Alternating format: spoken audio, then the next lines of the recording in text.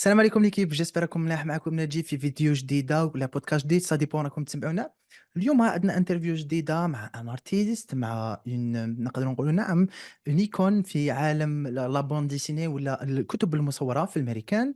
خدم في العديد من الشخصيات المعروفه كيما سبايدر مان، اكس مان، ديدبول. وثاني كانوا عنده دي كرياسيون اوريجينو اللي نحن نحكوا عليهم كامل اليوم. وخدم ثاني ماشي غير في عالم لا بوند ديسيني، خدم ثاني في لا تيليفزيون، في عالم بانتان، خدم في بزاف مسلسلات. صافي ريحوا معنا، راح تديكوفريو كامل هذا الشيء في البودكاست تاع اليوم سلاش انترفيو تاع اليوم. So hello Joe, thank you so much for taking the time to join us today. It's a pleasure to have you here. No, thank you so much. I really appreciate that you reached out to ask for this interview. It's fantastic. And again, the people won't know at home, but I was a little late today, and I'm sorry about that. It's okay, Joe. So, Joe, let's start with your career. You had an incredible career in the world of comics in general, with notable works like I Kill Giants and your participation to characters like Deadpool, Superman, Justice League, X-Men, and a lot of characters. Before we dive into specific project, could you refer of some of the highlights of your journey in the world of comics? Sure, thank you.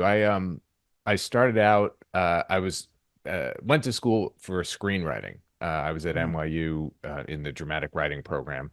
And some of the editors from Marvel, sort of younger editors, they were sort of tired of getting the same writers all the time. So they wanted to try to reach out and do a program where they would hire new talent and try to find new talent in the school. So I offered to help run that program because I was a comics fan. I hadn't really done any work before that. And I met the editor who gave me my first job, um, learned the Marvel style of writing, and then about a year later, a year into that, I got offered my first shot, and then we did that program for a couple of years. I was sort of a graduate the first year. The second year was Brian K. Vaughan. He was an undergrad while I was a graduate student, so that was cool. And then I've subsequently taught that class a couple of times at NYU, which has been great. I loved how it came, full circle. And then I started at Marvel, sort of in a very short order, moved quickly through some like what ifs and 2099 books, some the books you get trained on. Then I was offered Daredevil, and then Deadpool, which was never meant to be a very long running book. It was always thought to be canceled after a few issues. Did okay on Deadpool, and then that opened the door for me to work on X-Men. So at the end of 90 or the middle of 97, I graduated school, got married, and started the X-Men. That was a very big summer for me. And that's also where I met Steve Seagal. mhm. And in the X office, because Steve Seagal wrote the other X-Men book, um, then in the X office, I met Joe Casey and Duncan Rouleau, and we ultimately all made the company Man of Action, which kind of became the animation side of things. Um, I worked at Marvel for a while, and then eventually left Marvel, went to DC, worked on Superman, Justice League, stayed there for a while, eventually left there, and then took a crack at creator-owned books. And that's where I Kill Giants and the other Image books came from. So, and I've just kept my toes in the mainstream books for every couple of years I'll do something which I love, especially over at Marvel. It's kind of where my since I started there, I guess it's also kind of where my heart is. Getting to work on Spider-Man was a big deal for me because I love Spider-Man so much. So getting to work with that crew was amazing. And I've been very lucky. I've just had a very, very lucky career and worked with a lot of really cool people. Interesting. So, as you said, you had the opportunity to work with the Marvel Comics on the character Deadpool back in the day when he wasn't as popular as now. So, can you tell us how did your journey started with Deadpool? Second question is, how did you approach development Deadpool's characters over the course of your run on the series? Sure. So the Deadpool, had obviously the appearances in X-Force and then a couple of miniseries leading up to my run on it. And I believe Fabian wrote one of them, and Mark Wade wrote another one, and that was pretty much it. So they opened the door for pitches for the book, and Matt Eilson was the editor. I worked with him a little bit on some of those other like what ifs projects. And mostly what he was getting from people were the sort of like tough mercenary, Mhm. almost like a Punisher, just sort of like a bad guy thing. And he asked me to make a pitch, and I thought that there was some humor to be had because there was definitely stuff that I found funny and interesting in those miniseries in terms of him being sort of a little more humorous. And then for me, it was kind of like, well, I like anti-heroes and I like dark books. I don't have a problem with that.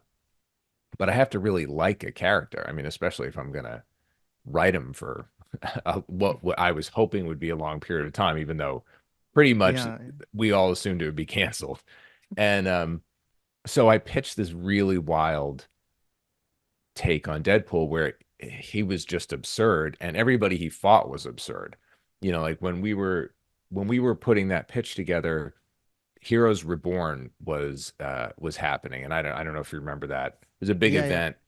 Yeah, and sort of Franklin Richards had like put the entire Marvel universe in a blue ball, and Deadpool was going to steal that ball and not know that he had the entire Marvel universe, and he was going to fight like Ego the Living Planet and Obnoxio the Clown. Like it was just all the weirdos of the Marvel universe. And even though we did not do most of the ideas that were in that pitch, Matt responded to the humor and really liked this idea that he was a dark character who was trying to do good. He was trying to be better, and it was going to be funny, but he was going to fail a lot. Like he was that sort of an anti-hero where we sort of would root for him because he was aspiring to be better, but he was not very good at being at being good. Um, and that really became the root of the character. And then I sort of tapped into the things that I find funny, like Terry Gilliam, Monty Python stuff, even old Warner Brothers, just sort of the Bugs Bunny of it all. Robin Williams, these are just sort of my humor kind of origins. It's sort of the things that for me I always found funny as a kid, and that's sort of where it started. And then as the character progressed, it was just trying to come up with more ways where honestly we could just make his life miserable, where it's like the meanest version of writing where you just keep doing things to the character where uh, you are rooting for him and you hope things are going to work out, but they're never going to work out. And so it was constantly a tension between could Deadpool be a good guy? And even if he did the right thing, he'd probably be punished for it. So it was that constant balance. And that's pretty much how we ran the series until the sales were kind of low. And every month they said we were going to be canceled.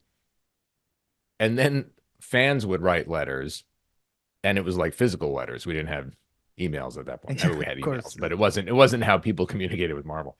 And there'd be enough fan letters to sort of do the book for another 3 months. And this happened a few times. And then for me, that became disruptive. I couldn't plan a story because we had to keep wrapping it up. Oh, wrap it up in this issue. And then, oh, you have two more issues. And it wasn't really great for me. So that was when I stepped away. And I assumed that the thing was going to be canceled. We had made it through 3 years, and but it didn't, and that's great. I love that. I love that he was strong enough to survive without me, um, Mm. and became the Deadpool that everybody knows today. You talked about the financial problems with the series. Do you think personally that the financial aspect was the reason why Deadpool, your series, was canceled? Oh yeah, I mean the people liked it, and what was going on was being well received, but it just at that time, Marvel was about to go bankrupt, or was in the middle of bankruptcy at that point. In the 90s, And yeah. yeah, and it had an impact on pretty much how everything was planned. So it felt like, yeah, this is probably not going to get better. The threshold for sales was a lot higher, where if you weren't hitting a certain number, they would rather cancel the book. And we just kept hovering around that same number. So yeah, so I think that was significant because I would have happily stayed on that book for a long time. I loved writing that character. I still had plenty of ideas. Um, Whether or not people would have liked those ideas, who knows? But that I had plenty that I wanted to still do with them. So, as a reader and a fan of Deadpool, I think for you it's a little bit challenging to deal with the character Deadpool between darkness, humor, action. Uh, were there any specific challenges you faced while writing a character like Deadpool? How did you overcome them? Well, I was very lucky to have Matt Idelson as an editor. You know, throughout my career, I've worked with very good editors who always understood like what I was trying to do and helped me get there. You know, it wasn't so much they had their own agenda, or especially at that time at Marvel, they weren't sort of worried about like, oh, what's happening upstairs, or, you know, the sort of what the big bosses are saying. They were just like, you know, hey, we want to do cool stories and we want to do your cool stories. So how do we make that as good as possible? And Matt had a very similar sense of humor to me and a similar sense of drama. So it was really helpful to have somebody that I could always rely on to run ideas by and say, is this too dark? Are we getting too grim? Or does this turn make sense? You know, will it still be funny? And Matt, like I said, had a great sense of humor. So that was really helpful. Certainly in the beginning, having Ed McGuinness on as the artist really helped soften in a good way the darkness, you know, because Ed's art style, especially in the beginning, was so open and bouncy that it really kept any dark stuff kind of like it softened it a little bit. It was still dark, and when people looked at it, even you know when Pete Woods was on the book, and but it because it looked a little bouncier, it was a little easier to sort of swallow. When Walter McDaniel was on the book, and I love Walter's art, it was like he was drawing hyper realistic. I was making really dark stuff, so it felt really dark.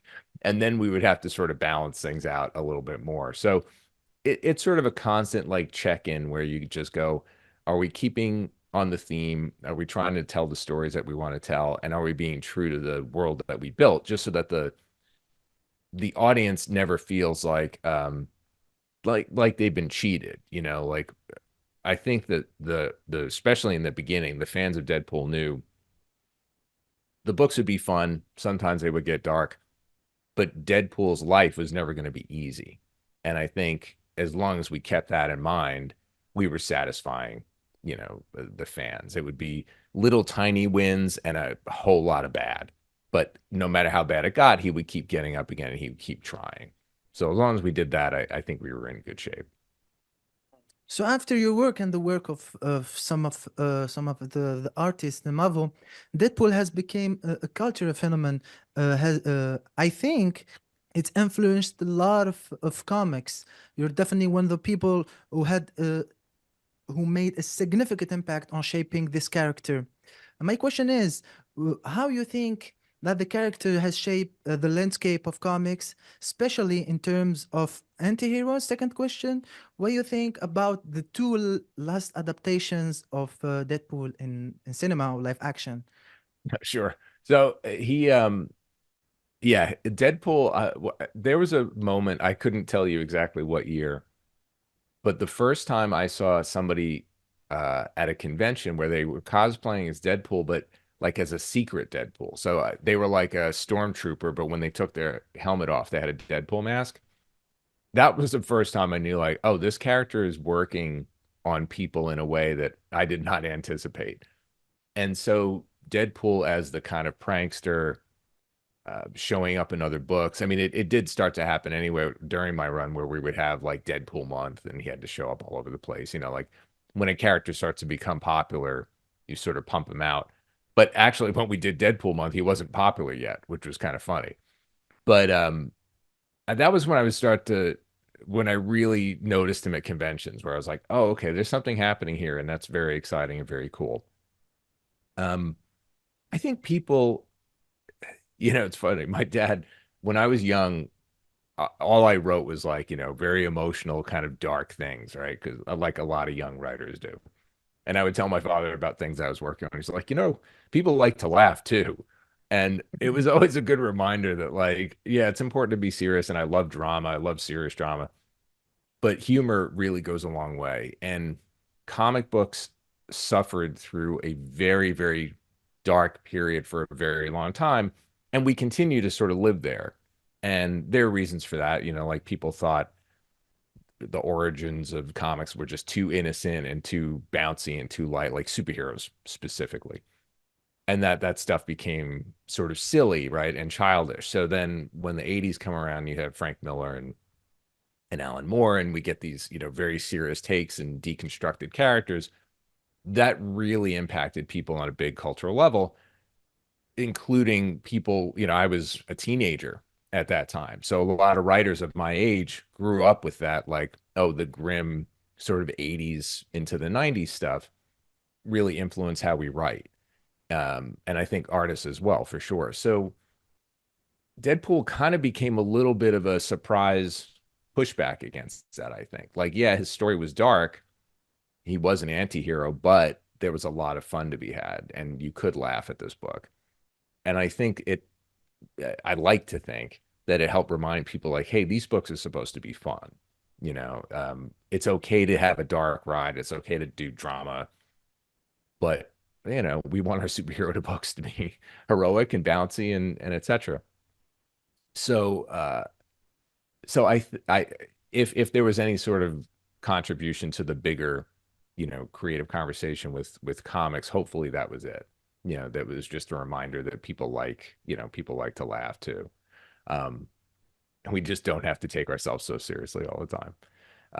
And then when the movies came out, it's funny. I was just talking to somebody about how it's very hard to imagine Deadpool with a different voice, right? Like now that Ryan Reynolds has played him. That movie, first movie, I liked them both, but I mean, the first movie was fantastic and really captured all of the stuff that I think we tried to do in Deadpool and hopefully what made him popular.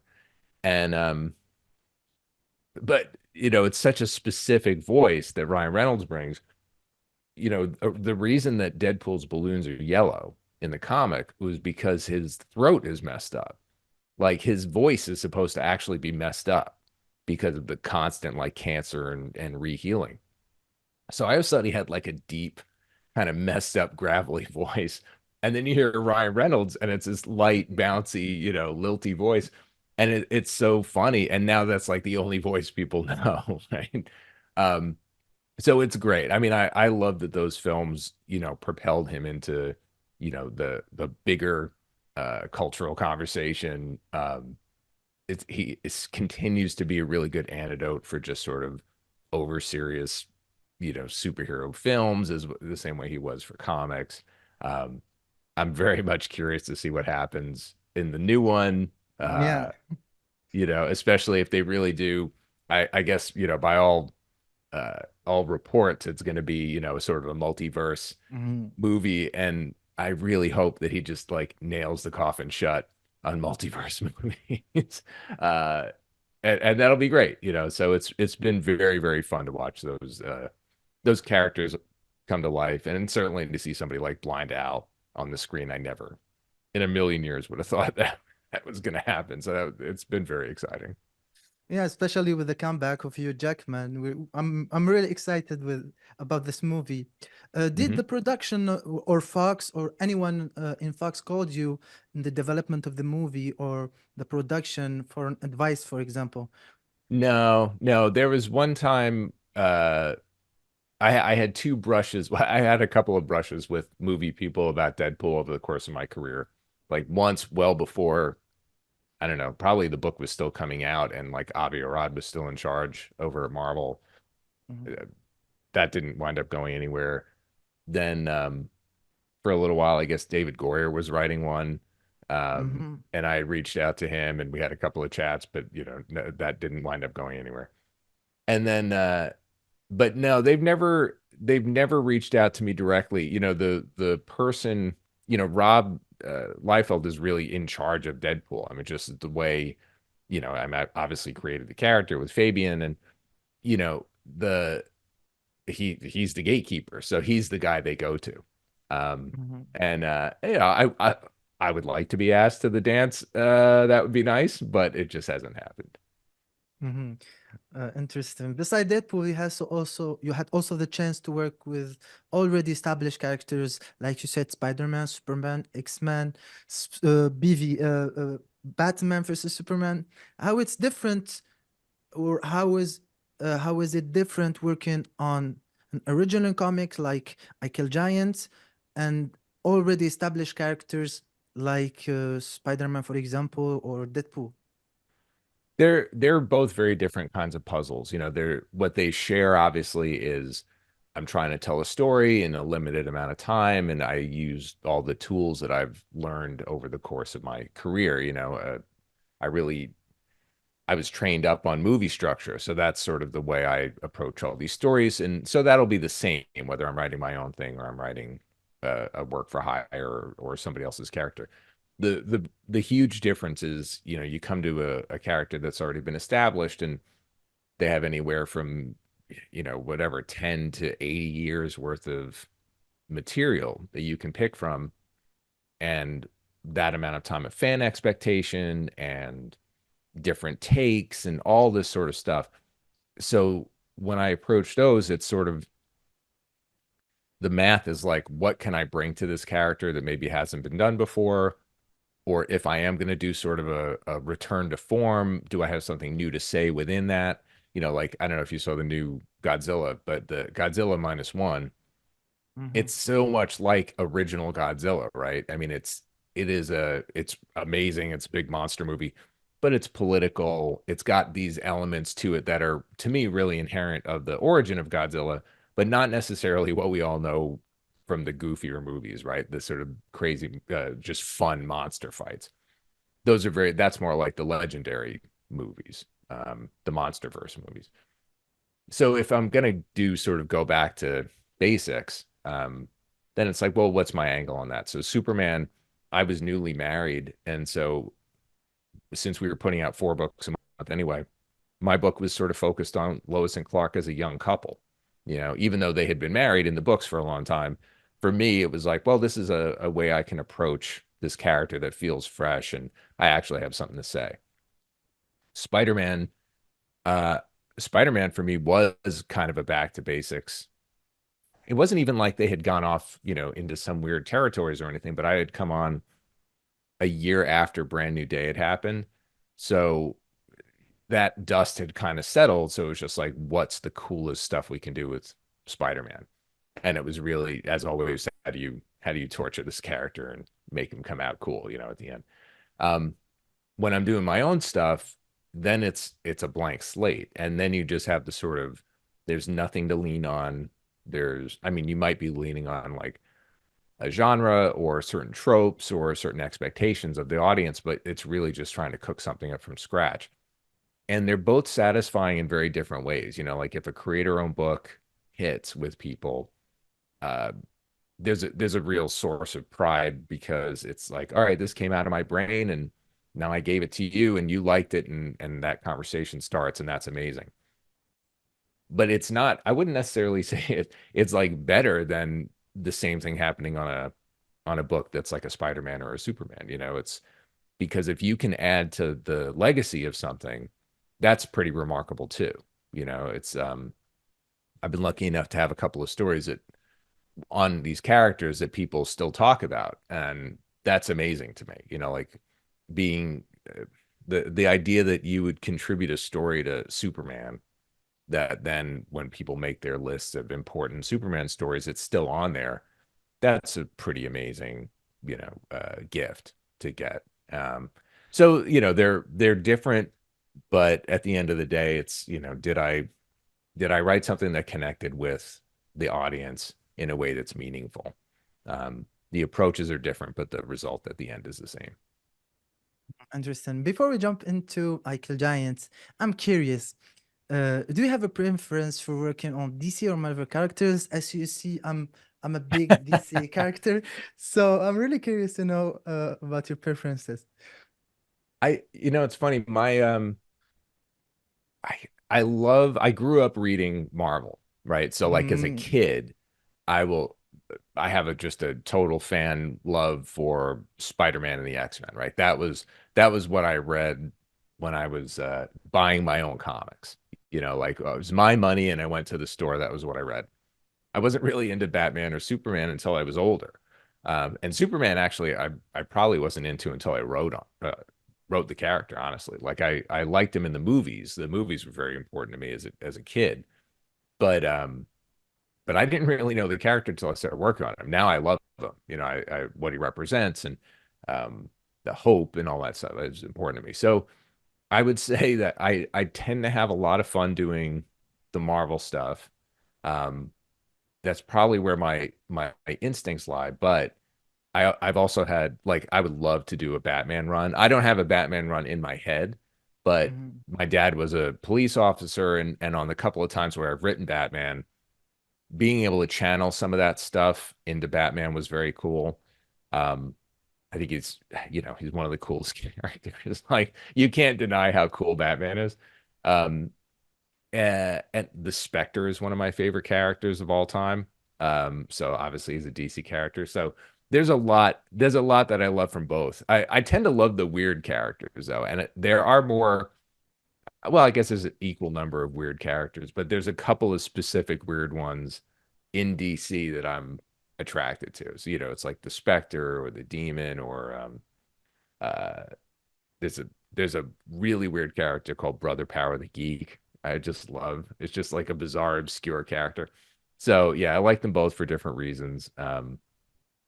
And when I worked at DC, I got to do, the Justice League Elite, and I loved doing the proper Justice League. That was very fun to work with those iconic characters. I love Wonder Woman. I mean, I do. I love them all. So I get it's kind of hard to say, actually. Like, I think I will dig myself out of the hole by saying I love them both. But as a kid, it was probably all Marvel, and now as an adult, I like them all. So without further ado, let's dive into I Kill Giants, such a deeply impactful graphic novel that has struck chord with readers across the globe. Can you walk us through the origins of this project? What motivates you personally to bring I Kill Giants to life? Sure, thank you. It's kind of you to say. I mean, it's very precious to me, and it was sort of, I guess there was a creator-owned book I had done before that, but this was the first sort of complete project, and certainly that I felt was fully independent. Um, it was also my opportunity to meet Ken Nomura, who I just love to death, and he's an amazing artist, and um, put so much of himself into that book and Immortal Sergeant, which has been amazing. So, I Kill Giants started up because it was a while ago, and my father, it turned out he had diabetes, and he was in the hospital for a long time. And he was in the, like almost like 6 months, as they were trying to figure out what was going on, because he wound up having uh, circulatory issues in his leg, and they had to remove his leg. But they didn't just do that all at once. It was kind of like a slow process, and we'll start with toes, and then we do the foot, and it was kind of an ugly time. And it was the first time he got out of the hospital and was okay. But it was the first time I ever thought about my parents possibly dying. And even though I was an adult, I just never thought about it. So I also had young kids at the time, and my daughter was this sort of sassy, funny, you know, kid. Both of my kids are incredibly funny, but my daughter was just, she was a little bit more fully formed as a child. So this idea just started to cook up about what would a kid like her be like if she was worrying about these things, if that was the sort of stuff that was looming over her in her life. And that led to the Eichel Giants idea. And it was one of the very few ideas that I can honestly say, like, I had all in one shot. Like, that doesn't normally happen. But I took my dad to physical therapy. He was learning how to walk on an artificial leg, and I wrote out like 9 pages of a big yellow legal notepad by hand, and that was the story. It really changed. You know, it got better, it got tweaked, whatever, but that was the story. It was always there. Um, and I think that that purity of vision helped push me through the writing of it, the rewriting of it, the finding an artist, because it took me a very long time to meet Ken. Just Mhm. staying committed to the project, you know. So yeah, it was all came from a very personal place. Mhm. Interesting. So giants play a central role in the story. Can you elaborate on the symbolism behind the giants? Sure. You know, when I was thinking about Barbara as a character and what sort of things would she face, yeah, it wasn't particularly deep as a symbol. It was just the idea of, you know, you're gonna when you're a kid and you have to face like the biggest possible things, those things are giant, and so therefore they're giants. And I guess I had seen like, I don't know, maybe there were too many dragons around at the time or something, but I didn't want it to be dragons. I didn't want it to be sort of weird monsters, even though there are, you know, all sorts of weird creatures in the book. But just the idea of a giant, you know, because even she even says in the book, like most of the giants that I came across in my young life, they were goofy. They were sort of Mickey Mouse giants, you know, and they were like not really scary. So the idea of going, oh no, this is a terrifying thing. If you really saw a giant, it would be terrifying. Um, just felt like the place to go. And then once I decided on giants, then some of the other sort of thematic symbolic stuff came up, like the going with like sort of Norse mythology, because there was a lot of talk about giants in that sort of led to her having a hammer instead of like a sword or some other kind of weapon. It's where her name came from, you know, like Thorson, you know, just going with that. And then the luck of the internet led me to the baseball stuff, you know, because I sort of typed in something about giant killer, and this story popped up about Kovaleski, who's a real pitcher, and you know, uh, had this was called the Giant Killer because he had taken down the Giants, and that helped inform the story. So that was just sort of a lucky, you know, discovery on the internet. I was not a sports fan, so that's not something I knew about. Um, so yeah, the weirder symbols of sort of like what are the harbingers like and things like that. That more has to do with sort of the just my approach to kind of dreamy, kind of absurd. Again, it's Terry Gilliam kind of influence. You know, The Fisher King is one of my favorite movies, so some of that sort of visual style and those visual cues kind of inform that stuff. And working with Ken, obviously. While writing the story, did you anticipate the strong emotional response from the readers, for example? I was hoping for it because I certainly, you know, I'm one of those people that I write for an audience. I do try to entertain, but that's honestly secondary. Like I'm always writing the story I want to read first. And the assumption is that there's somebody out there like me, you know, like on a planet of, you know, 9 billion people, like there's going to be at least a couple that want to read the same stuff I do. And I found myself getting emotional every time I read it. And I had told my wife, like, I was like, this is the one. People are going to really like this one. Um, I did not expect that people would be so moved by it that then when I would see them, they would come up to me at the booth, you know, at a convention and tell me really, really uh, personal stories. You know, like I've had people obviously come up to me and say, "Hey, I found your work at a tough time in my life. It really helped me get through it." And then it kind of stops. But these giants has sort of opened the gates to people coming up and telling me, you know, oh my, you know, my mother was dying and I found your book and, you know, it really helped me. And all of a sudden we're like all crying at the booth, you know, like in the middle of a comic convention. Um, and that's, I mean, it's been one of the greatest gifts of my career to get to have that feedback, you know, from people because you write these things and especially on monthly comics, you know, they go out into the world and people like them or they don't. And if you read the internet, people hate them or they don't, you know, it all depends, you know.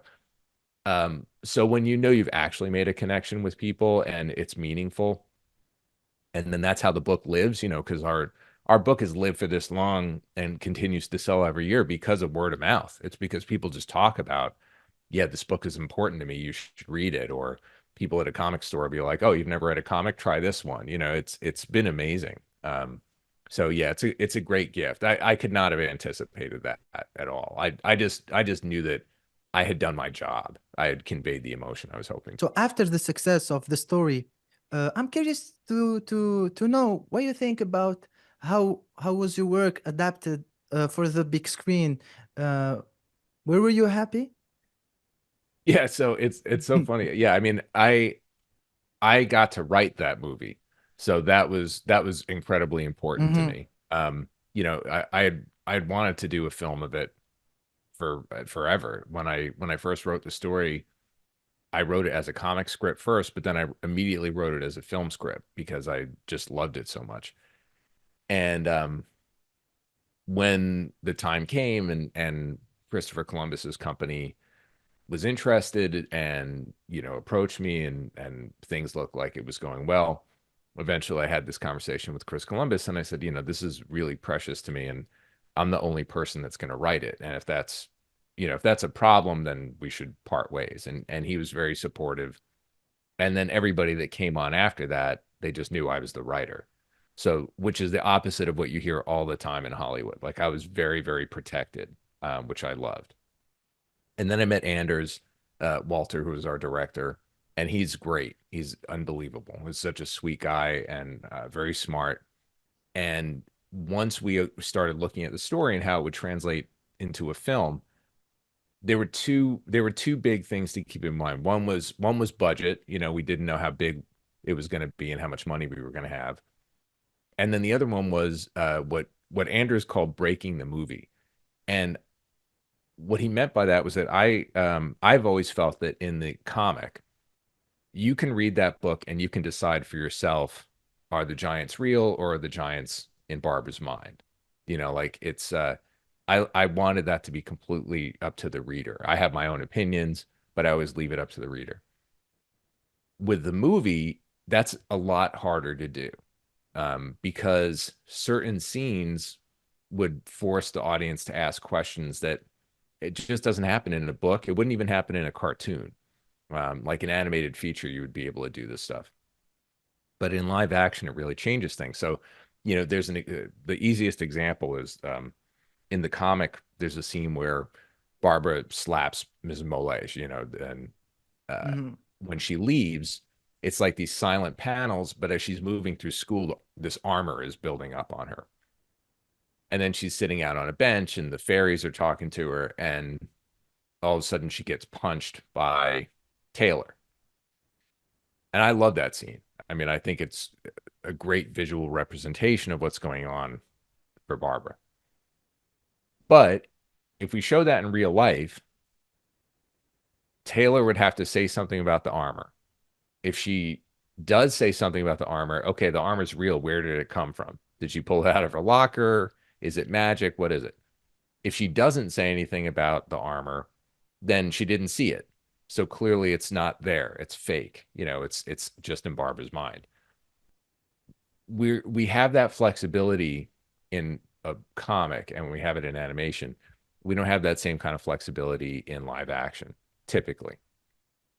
Maybe some people do, but it's a little hard to crack. So we started taking out scenes that had that kind of element to it where it would sort of force one way or another.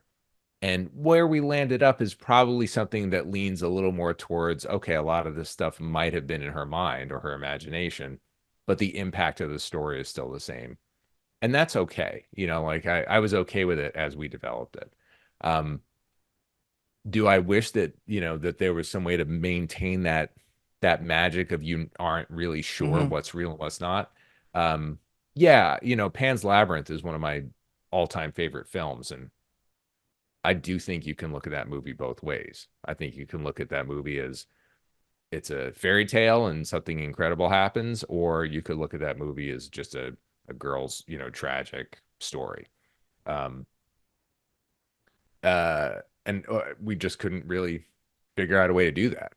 Um, so I, so there was that element of it, but I'm very proud of it. I'm proud of the movie as it is. I think the acting is incredible.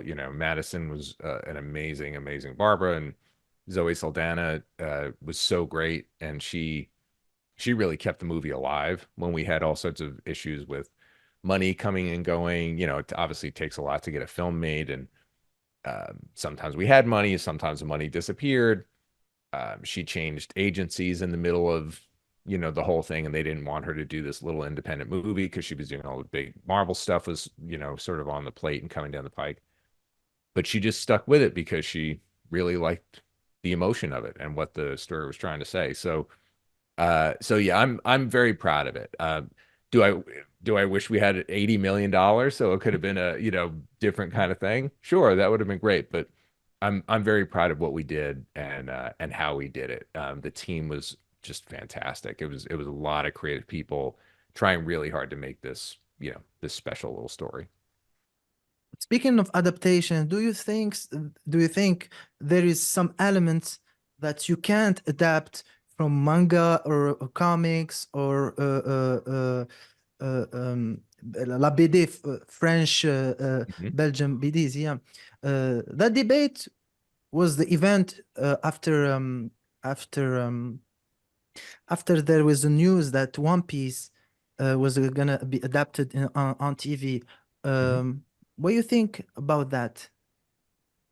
Yeah, it's certainly hard, right? The beauty of books and including all the versions of comics that you just mentioned, um, is that it takes place in your mind, right? You've got beautiful art, you have a story that's guiding you along, but at the end of the day, the reader is the one filling everything in.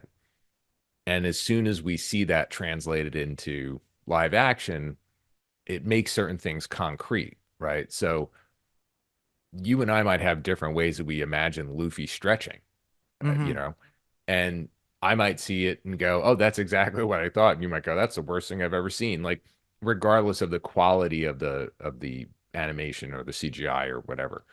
So, certain things are really hard, you know, and power and fantasy and you know, I was just watching like Jujutsu Kaisen. I'm like, I never Mm-hmm. want to see that live action. I don't. I don't want to for a number of reasons, but it will not carry the same weight. I mean, that's sort of the beauty of art in motion and art on a page. So that doesn't mean people shouldn't try. You know, I think that for a long time, Spider-Man was like a non-adaptable thing. How are we ever going to do it? Like, I'm sure you've probably never seen. There was a short-lived TV show that Mm-hmm. you know in the 70s I got to 70s, have. yeah, yeah, Yeah, and it was like, well, that's as good as we're gonna get. And for a long time it was. And it wasn't until the Sam Raimi film where you're like, oh my gosh, finally, you know, and that was amazing. I mean, that was an incredible thing to finally see. Um, but I don't know. There are things that I often say, just wish they would kind of let it lie, you know. One Piece is pretty curious because I feel like when it feels like they they very much were working with, you know, with Oda, um, and that everybody got on board. Like they weren't trying to like make it mature, and they weren't trying to force it to make sense for a Western audience or any of that sort of stuff. It feels actually pretty natural to me, um, and seems to capture the spirit of the books and the cartoon. Um, but is it a good idea or not? I don't know. I feel like it depends on the thing. Like there's going to be an adaptation of Monster, yeah. which is Urasawa uh, comic and cartoon. I think that's going to work perfectly. You know, it's a drama, so why wouldn't it work? Maybe you can buy certain characters a little bit more because they're drawn than if you see them in real life, but I don't know. I'm not really afraid of adaptations. It's the spirit that somebody goes into. Like there have been plenty of adaptations I've seen I don't like, and we could list many of them. Um, Mm-hmm. Most often to me, it feels like it's not really because of the CG or the action or that sort of stuff. It usually is people sort of forgot why it worked in the first place. So maybe they're being too too close to the material, and so they're not going, oh no, we have to change it a little bit because it's live action, but we can't lose the spirit of what the thing is. And sometimes they just chuck the spirit and they just go, oh, there's just some cool things here. Let's just remix them. And that never feels satisfying. So I think it really has to do with the intention of the people working behind the scenes. And I feel like you can sense it, like there'll be some things where maybe a piece doesn't work, or casting seems weird or something, but you can tell if the filmmakers will like, no, we're really trying to take this thing we love and present it to a new, bigger audience. um I don't know if I really answered the question, but Yeah, you did it. You did. So let's talk a bit about your collaborator, Ken. I mhm. think you had two collaborations with him until now, Eichel Giant and Immortal Sergeant. Can you describe the dynamics of your collaboration with Ken? How did you two work together in shaping the narrative and the visual elements in both Eichel Giant and Immortal Sergeant?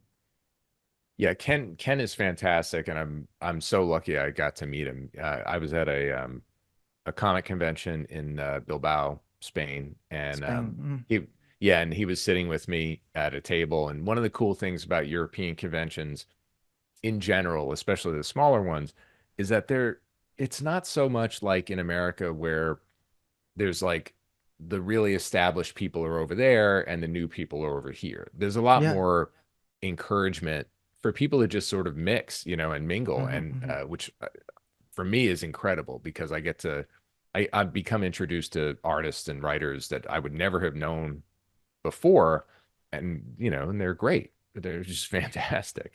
I love going to overseas conventions. Um, they're also more like art festivals as opposed to just booths of we're trying to sell you t-shirts and that sort of thing. Mhm. So I sat next to Ken, and he had a book, and it was an anthology. What I did not know was that Ken was still in school, and he didn't tell me he was still in school, to his credit, because sometimes you have to hide those things if opportunity arises. And so I asked him if he'd want to maybe work on something. He said yes. It turned out he was a fan of a book I did called Steampunk, and a couple of months later, I said, "Hey, well, I have this thing. It's fully written, and if you're interested, maybe you'd be good for it." So I sent him the Eichel Giant script, and he really liked it. It was pretty big though, and it was the biggest thing he had ever done. He had only done short stories up to that point, and so he said, "I'll do it, but I have to do it in the manga style, and it'll be black and white." And I had not originally thought of it that way, but I thought, "Oh, well, sure, show me what that looks like." And Ken is an excellent designer and he's really thorough. So he sent me all these pages of character sheets and turnarounds and what things would look like in a loose style and what things would look like in a tight style. Like he did all that. He's very, very generous with his time and his talent. So we eventually, I just sort of would pick, oh, what if it was this style but this model, and we kept moving around until we got to the look of Giants. And he did that so he could work fast. That was really it. So he did the same thing with Sarge. He spent almost as much time designing the book as he did drawing it. And Mhm. once we got to that point, in the original script, Barbara was based more on what my daughter looked like. She had a lot of curly hair, and I always thought she would look kind of more like the movie Brave, that Disney movie, like The Disney Merida. one, yeah. Like she'd, Mhm. yeah, she'd have like a lot of red hair, crazy red hair. And Ken was like, well, it's going to be black and white, so the red goes away. And he's like, every time I draw this curly hair, I don't like how it looks. It just looks bad. I can't, I can't do it. He said, girls that I know, because Ken has lived in Spain and Tokyo. He's currently in Tokyo. His family is Spanish and Japanese. And he's like, the girls that I know that like this sort of stuff, or that I grew up with, who are sort of nerd culture girls, they wear like weird hats and bunny ears and all sorts of stuff. And I was like, okay. So he drew that stuff and showed it to me. And once I saw Barbara with the bunny ears carrying the hammer, it was like, oh yeah, of course, like this is exactly who she is. Um, so Ken's directly responsible for the that image specifically, and then obviously everything, all the visual development. He's just a super genius. So he's also the kind of guy that will literally draw 10 pages, 100 pages, doesn't matter, and then go, I can do it better, and then he'll redraw them. Like he's amazing. I don't know how he does it, but he does it. And so it's been a wonderful collaboration. And we worked on a couple of small things together. We did a little something for Marvel, and we did a story that was only published in Japan, a blackjack story for a Tetsuka magazine, which was really cool. Um, and then it was just too long. Like I kept saying, like, I'm gonna get you a new thing. I'm gonna get you a new thing. And I had ideas, but Ken is very smart about what he chooses to work on. And he's like, Giants was so emotional for you. He's like, I only want to work on the thing you really, really want to do. Like maybe even the thing you're afraid to work on. And that was the unlock for Immortal Sergeant. Because I'd wanted to tell that story 20 something years at this point, maybe even further. So I was like, well, this is the one. This is the uncomfortable one. And he's like, great, bring it on. And and that's now become like our main thing. We'll work on anything together. Obviously, if somebody says, hey, draw, like he's done the Penny Parker stuff over at Marvel, or he designed like some crazy magical girl Venom. I would do anything that Ken ever wants to do. But I think in the, oh, these are our independent books, it's always going to be the here's the big emotional stuff. It'll hopefully still be funny and dramatic or whatever, but that's the well that we go to together. And it's really because Ken is maybe he's a little braver than I am as far as going like, yeah, I want to push myself and try harder things. Excellent. So shout out to Ken. Yeah. Immortal, Immortal Sanjit is kind of different from Michael Giant, but treats some similar themes. I'm curious to know the reasoning behind choosing to tell Serge's story. What is the story behind the story? Is it, for example, an inspiration from your father, for example? hmm Yeah, absolutely. I mean, that is the number one inspiration. So like I said before, my father was a policeman, and he was obviously a big figure in my life, like most people's parents are. Um, and the stories about him being a cop and how that impacted on his marriage to my mother, and all sorts of many, and how it impacted me, honestly, like those things sort of built up over time, uh, was a big influence on how I felt, just about myself and the world, whether or not the world was a scary place. And it was complicated, like my relationship to my dad was complicated. It ultimately was good. Like uh, even though that we had some rough patches while I was growing up, um, by the time I was an adult, we had a very good relationship. And but there was a lot of stuff to figure out about him. So I don't want to give away too much stuff about the plot, but there's there are elements of the plot that are directly based on stuff that happened in my life. They're changed and they're dramatized, but there were very specific events that happened on the day I was born. And I didn't find out about those things until I was almost 20. And it made so much sense for kind of how I grew up and why my dad was afraid of things all the time. Like he wasn't a guy who would like not go out, but my dad like carried a gun to the arcade. Like that's the kind of guy my dad was. And I was always like, what bad thing is going to happen? Like, what are you so worried about?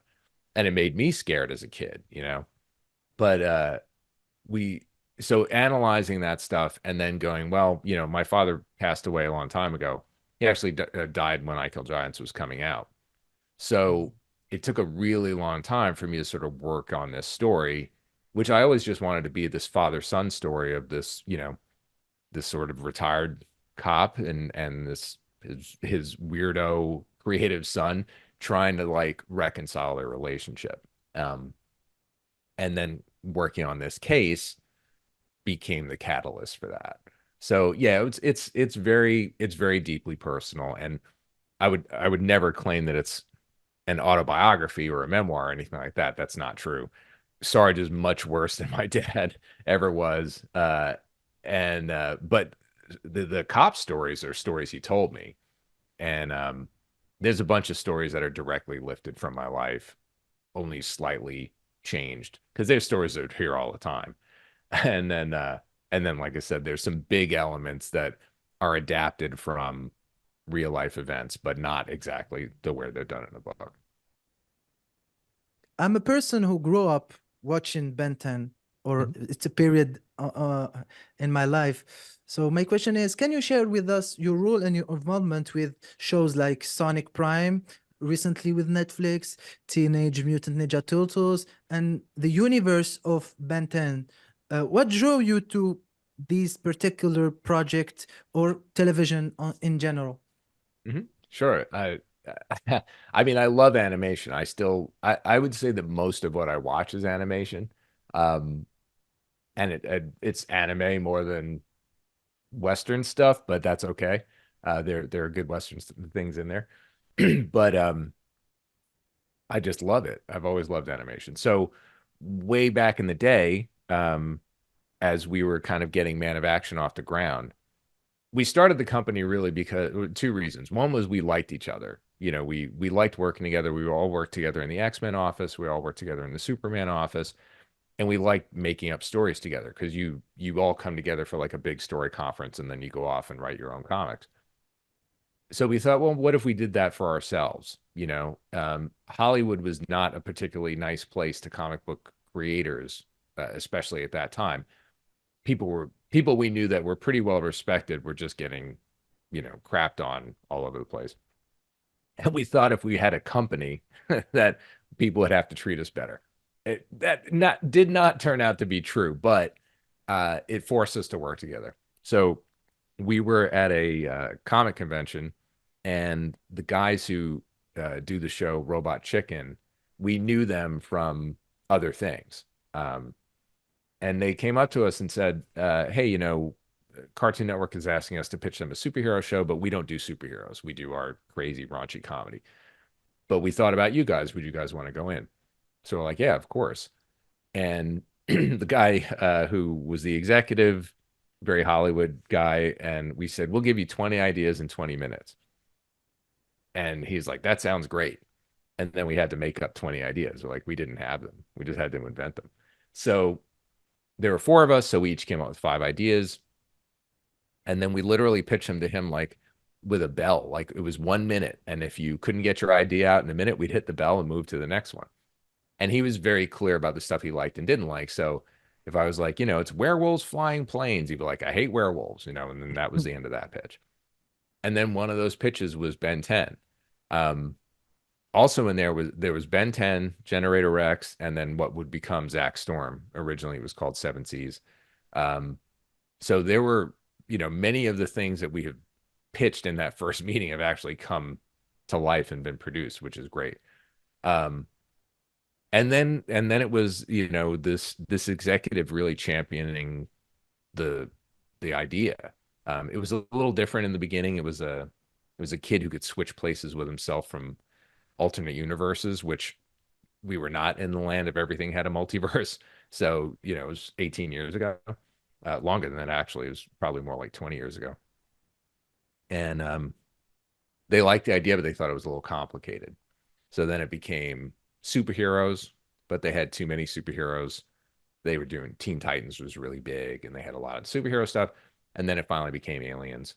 And Dave Johnson did all those original designs and that are so iconic. And that's what made Ben 10 happen. At the same time, because I live in New York, I had left. I left DC for various reasons, and I was a little worried about work. I just was like, I don't know what's coming. I don't know what to do next. The books at Image hadn't come out yet. I didn't know what any of that was going to be. So I reached out to an NYU alumni who I had met during the course of some stuff who I knew worked at a company called Four Kids.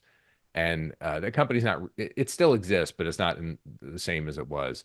And they're the people that brought Pokemon and Yu-Gi-Oh to America. And they did a Teenage Mutant Ninja Turtles cartoon also, not the sort of first one. It's the second one that has a little Mm-hmm. more, a little darker. So a guy over there, I was like, hey, can I just maybe write some of those Yu-Gi-Ohs? Like I was just looking for work.